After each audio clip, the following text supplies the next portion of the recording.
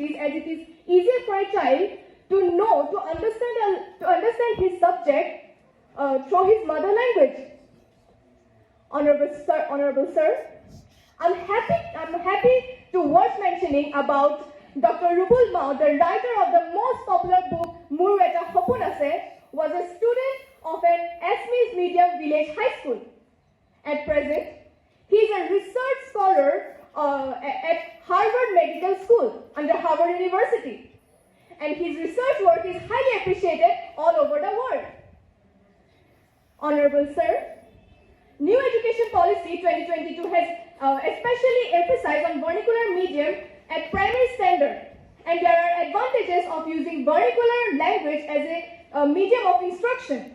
This includes number 1, students have a better conceptual understanding. Number 2, it promotes high outcomes. Number 3, it encourages critical thinking. Number 4, it develops confidence to speak up.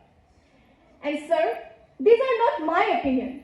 These are the opinions that are given by a research scholar from Oxford University.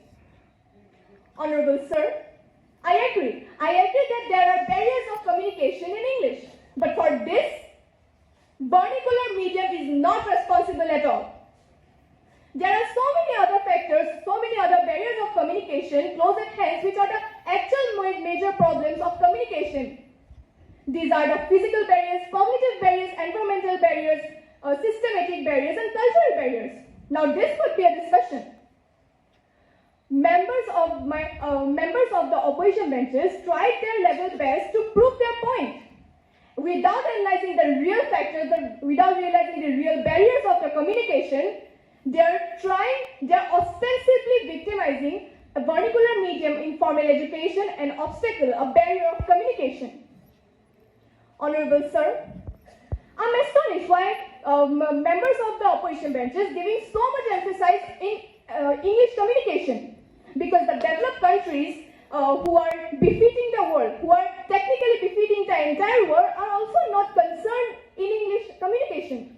And for this, I have a few statistical data to prove my point, which says 30 to 30% Japanese people communicate in English, 5.48% in Russia, 13% in Italy, and only 3% or less than that in China.